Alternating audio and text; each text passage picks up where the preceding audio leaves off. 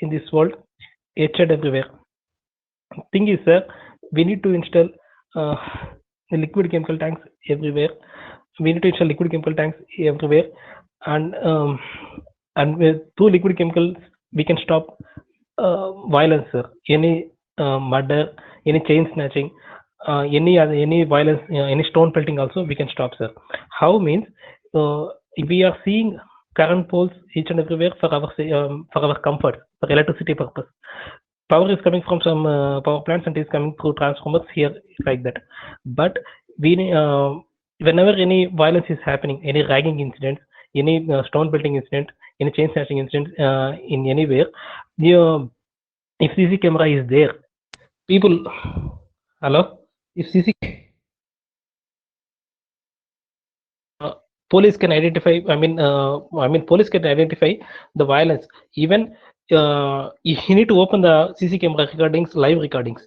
But through artificial intelligence technology, we can detect the violence from anywhere.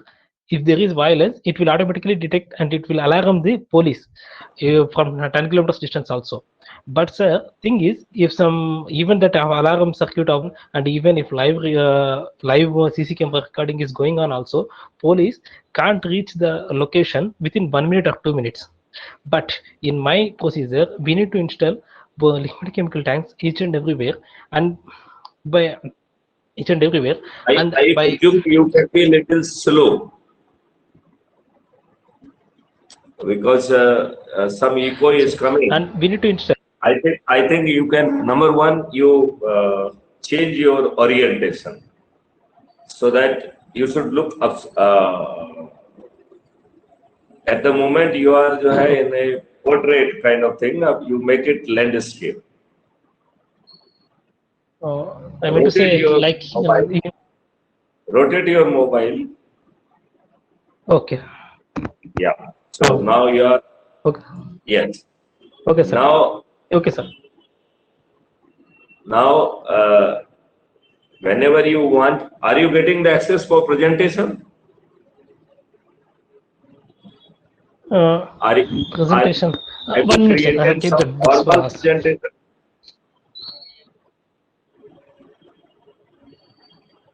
In laptop, it is there.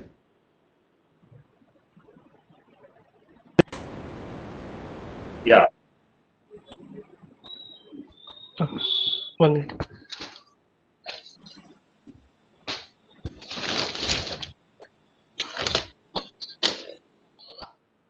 Okay, sir. Let me know, Mr. Jagdish, forget about presentation. I just want to know. Okay, sir. How do you know about the crime-free Bharat? Sir, tell me, sir. What do you understand? आप crime-free Bharat से क्या समझते हैं?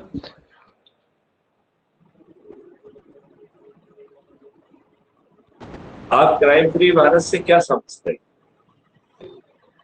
Sir, through Venkat, आप crime-free Bharat आपने YouTube channel को subscribe किया है? Yes, sir. I use. I mean, subscribed, sir. Now, मेरा क्वेश्चन आपसे ये है, have you understand crime-free Bharat?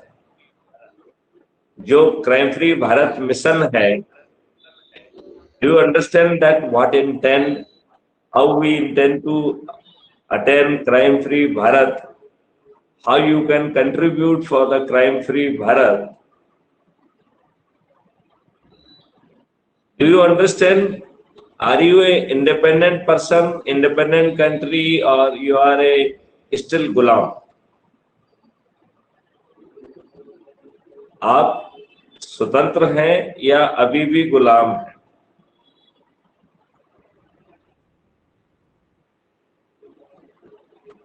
मेरा क्वेश्चन बड़ा सिंपल है कि आप स्वतंत्र हैं कि अभी भी गुलाम हैं? How you can make our Bharat crime-free Bharat? How you can make this country a livable country? Sir, actually, through this we can stop. I mean, violence, sir.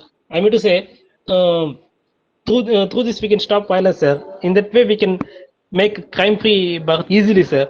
I mean to say, if we provide protection to each and every person, we can provide. They will not do any crimes like that. I mean to say, You are very right, but you have to understand basic philosophy that you are being governed by a set of the rules enacted in the parliament. These acts were enacted by the Britishers to run administration of Bharatiya Gulam, because English people, they were the government and you were just a Gulam, right? So whatever the rules or regulation they were framed, these regulations were framed to rule over you. Have you understood this point? So when you became independent on 15th of August 1947 through an act which was enacted in British Parliament on 17th of July, and your Jawaharlal Nehru ji became first Prime Minister of this country, he adopted all the rules which were created by the Britishers to run their empire in India. So you are being still governed by the rules enacted by the Britishers to run their administration on Bharatiya Gulam. Do you understand this? I understand, sir. Okay, your police is being run by a Police Act of 1861. This 1861 Act was promulgated in the backdrop of First War of Independence, which was fought in 1857. 1857 की प्रथम स्वतंत्रता संग्राम को दबाने के लिए जो police बनाई गई थी, उस पुलिस वो आज आपकी पुलिस है। और भारतीय पुलिसों पर शासन करने के लिए जो व्यवस्था अंग्रेजों ने बनाई थी, उस व्यवस्था को एज इट इज जो है नेहरू जी ने पार्लियामेंट के माध्यम से अडॉप्ट किया। तो पुलिस, ब्यूरोक्रेसी और जुडिशरी, ये तीनों वही हैं जो अंग्रेजों ने भारतीय गुलामों पर शासन करने के लिए बनाए थे। ये बात आपको समझ में आ रही है क्या? Yes, sir. Whatever you are telling is whatever. अब तीसरी बात आपको समझना पड़ेगी कि आपके ऊपर जो पॉलिटिकल सिस्टम चल रहा है, ये पॉलिटिकल सिस्टम आया कहां से है? ये पॉलिटिकल सिस्टम जो है पीपुल्स रिप्रेजेंटेटिव एक्ट 1951 का एक इनेक्टमेंट किया गया जिसका नाम है पीपुल्स रिप्रेजेंटेटिव एक्ट 1951। तो जो पॉलिटिकल सिस्टम है वो पीपुल्स रिप्रेजेंटेटिव एक्ट से आया है, जिसके तहत पॉलिटिकल पार्टियां हैं। और ये बड़ा फॉल्टी एक्ट था, जिससे इसमें हमने कोई अच्छी चीजें नहीं डाली, जिससे पॉलिटिकल पार्टियां प्राइवेट कंपनियां बन गई और परिवार की कंपनियां बन गई। आप ये बात मानते हो कि नहीं मानते हो? आज जो पॉलिटिकल पार्टियां हैं ये प्राइवेट कंपनियों जैसे पेश आ रही हैं, परिवार की कंपनियों जैसे पेश आ रही हैं। क्या इस बात से आप सहमत हैं? Yes, sir. नहीं, इस बात से आप सहमत हैं कि Okay. आप जो है सर समझाता है सर। यस, तो पॉलिटिकल सेटअप क्या था? अब इस पॉलिटिकल सेटअप में क्या हो रहा है ये समझने की कोशिश करो। टिकट किसे मिल रहा है? नंबर 1, तो टिकट मिल रहा है जो पैसे दे रहा है उसको टिकट मिल रहा है। टिकट मिल रहा है उस व्यक्ति को जो जाति और धर्म के आधार पर जिसके जीतने की संभावना है, लेकिन वो मेरिटोरियस नहीं है, तो जाति और धर्म के समीकरण के आधार पर टिकट दिया जा रहा है। तीसरी बात समझने की बहुत जरूरी है, देखिए यदि आप ये बैकग्राउंड की चीजें समझेंगे तो फिर क्राइम फ्री भारत लाना बहुत आसान होगा, लेकिन जब तक अपन इन चीजों को नहीं समझेंगे, जो मैं आपको समझाने की कोशिश कर रहा हूं, हम एक अच्छे भारत का निर्माण नहीं करते। तो टिकट किसको मिल रहा है? पैसे, जो पैसे दे रहा है उसको टिकट मिल रहा है। दूसरा टिकट किसको मिल रहा है? जो अपने बड़े नेताओं के बच्चे हैं, जिनके थीदम से दूध के दांत भी नहीं टूटे हैं, वो जीत जा रहे हैं, उन्हें कैबिनेट मिनिस्टर भी बनाया जा रहा है, दूसरा टिकट उनको। तीसरा टिकट मिल रहा है जाति और धर्म के आधार पर उन प्रयुक्त लोगों को जिन्हें एक समीकरण के तहत टिकट दिया जा रहा है, उसमें योग्यता नहीं बल्कि जाति और धर्म का आंकड़ा लगा के उनको टिकट दिया जा रहा है, तो वो आपकी योग्य रिप्रेजेंटेटिव नहीं, राइट। अब चौथा टिकट जो मिल रहा है उन लोगों जो दूसरी पार्टी से अपने लाभ के लिए इन पॉलिटिकल पार्टी को ज्वाइन कर रहे हैं, तो इन्हें टिकट भी मिल रहा है, इन्हें जो है जीतने पर जो है मंत्री भी बनाए जा रहे हैं, और कई बार इसके लिए पैसे भी मिल रहे हैं। और पांचवा जो है टिकट मिल रहा है वो अपराधियों को मिल रहा है, क्योंकि उनको जीतने की संभावना ज्यादा है। तो पहले हम आपको ये समझाने की कोशिश कर रहे हैं कि आपके प्रतिनिधि कौन बनेंगे जिन्हें टिकट मिलेगा, और ये टिकट इन पांच लोगों को मिल रहे हैं। तो अच्छे लोग, अच्छी सोच जब तक नहीं रहेगी तब तक हम अच्छे भारत का निर्माण नहीं कर सकते। क्यों?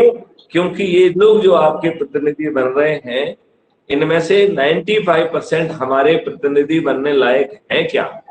तो आज जो लोग प्रतिनिधि बने हुए हैं, यदि हम उनकी सूची बनाएं और उनकी शिक्षा, दीक्षा, उनकी सोच देखें, तो क्या आपको लगता है कि वो आपके रिप्रेजेंटेटिव बनने लायक हैं?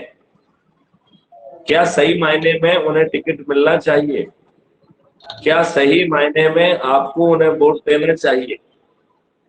तो पहले पॉलिटिकल पार्टियों को ही उन्हें टिकट नहीं देना चाहिए, और यदि पॉलिटिकल पार्टी उन्हें टिकट दे भी दें तो हमें उन्हें नहीं जिताना चाहिए। इस बात को हमें समझना।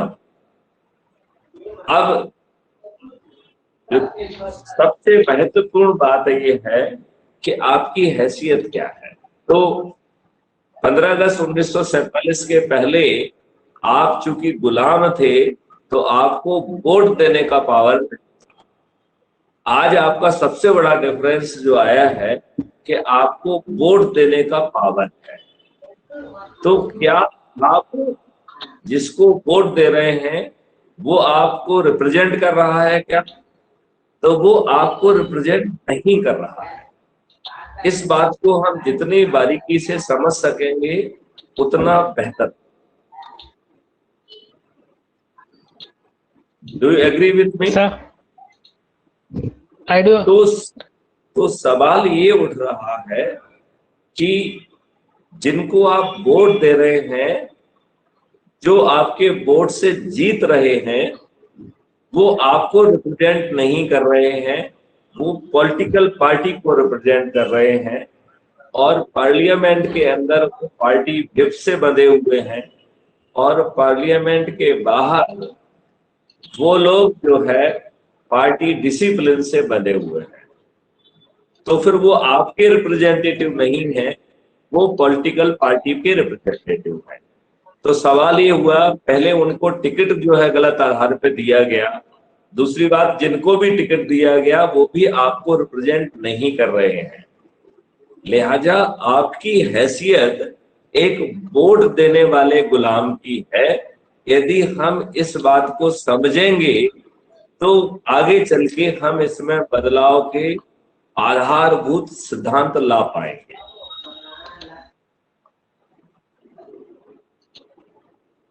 सर, तो मिस्टर जगदीश, मैं आपको आह्वान करता हूं कि आप जो है इससे जुड़िए और उस आधारशिला का जो है ना वो पात्र बनिए, अपने प्रभाव क्षेत्र के लोगों को जोड़ने के लिए लग जाइए और हम उस एनर्जी मॉडल के माध्यम से जिसे आज आप जुड़े हैं, हम अपने प्रभाव क्षेत्र के सभी लोगों को उस एनर्जी मॉडल से जोड़ते जाएंगे।